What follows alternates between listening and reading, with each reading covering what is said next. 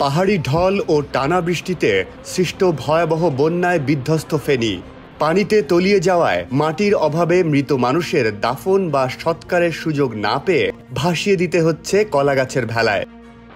স্বজনের মরদেহ যেন দাফন হয় সে আশায় অনেকে মরদেহের সঙ্গে কাগজে দাফনের অনুরোধ লিখে দিচ্ছেন। গতকাল বুধবার ইউএনবির এক প্রতিবেদনে জীবনের এমনই ভয়াবহতা উঠে আসে ফেনীবাসীর।